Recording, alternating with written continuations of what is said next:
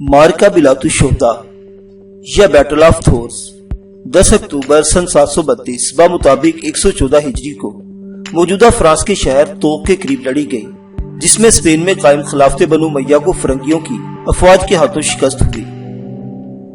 اندلس کی فتح کے وقت سے مسلمانوں کی خواہش تھی کہ وہ فرانس پر قبضہ کریں۔ فرانس پر باقاعدہ حملہ شام کے زمانہ میں ہوا، جس کے بدولت مسلمان وسط فرانس تک پیش قدمی کرنے میں کامیاب ہو گئے۔ 107 ہجری میں امبسا امیر اندلس نے غال پر باقاعدہ لشکر کشی کی اور قرشکونہ فتح کیا۔ قرشکونہ کی فتح کی بنا پر سینٹی میڈیا کا تمام علاقہ نے اطاعت قبول کر لی۔ سینٹی میڈیا کے بعد امبسا غال کے اندرونی حصے کی طرف بڑھا اور دریا رہون کی وادی کو رونتے ہوئے لیابس فتح کیا۔ اس کے بعد برگنڈی کا رخ کیا اور شہر اوٹن تک کے علاقہ کو زیر و زبر کر دیا۔ اس دوران امیر امبسا چند دیہاتیوں کے ہاتھوں زخمی ہو گئے، لہٰذا عروہ بن عبداللہ کو اپنا جانشین نامزد کر دیا۔ زخم کاری تھے جن سے وہ جانور نہ ہو سکے۔ یکے بعد دیگرے چند والیوں کا تقرر کیا گیا، لیکن بالآخر امیر عبد الرحمن بن عبداللہ الغافقی اندلس کے والی مقرر کیے گئے۔ والی اندلس کی حیثیت سے امیر عبد الرحمن کا تقرر تاریخ اسلام کا نہایت ہی اہم واقعہ ہے۔ امیر عبد الرحمن ایک نہایت ہی اولو العزم، حوصلہ مند، مدبر اور منتظم حکمران تھا۔ وہ عوام الناس کے مختلف طبقوں میں یکساں ہر دل عزیز تھا۔ اس نے حکومت اندلس کی تمام خرابیاں دور کر کے نظم و نسق کی اصلاح کی اور پھر فرانس پر باقاعدہ تسخیر کا منصوبہ بنایا۔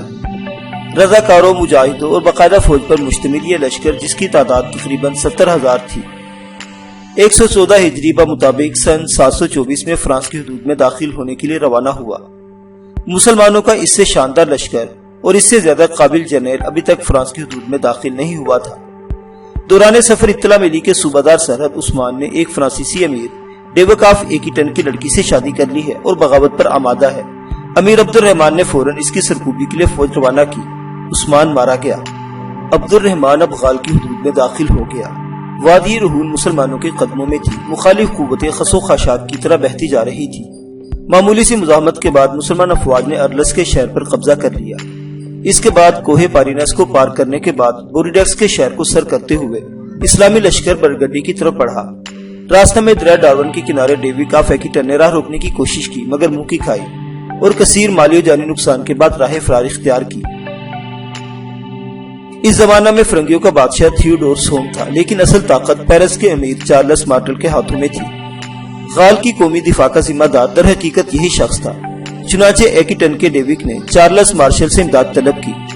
غال موت و زیست کے مسئلے سے دوچار تھا، چنانچہ یورپ کے دیگر ممالک سے بھی غال کے لیے امدادی فوجیں روانہ کی گئی۔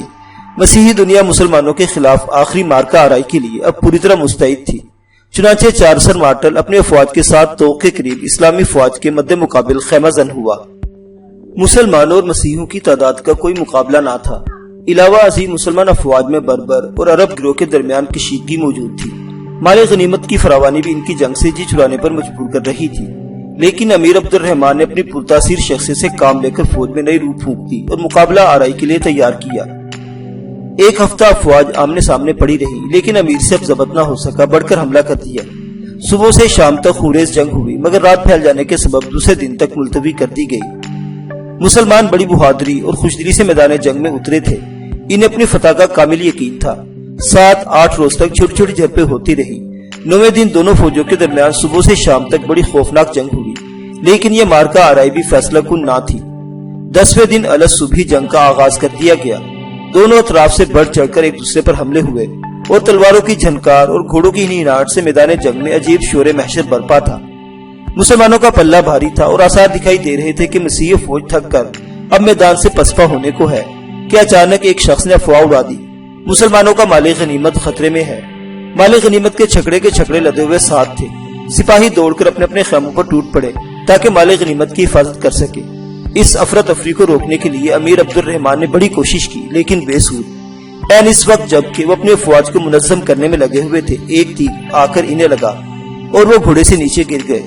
امیر کی عدم موجودگی میں فوج میں ابتری پھیل گئی اور فتح کی امید جب ایک واہمہ بنتی نظر آئی تو بڑی تیزی سے یہ لشکر رات کی تاریکی میں جنوب کی طرف سے اپنے فوجی مرکز سینٹی میٹیا تک پسپا ہو گیا۔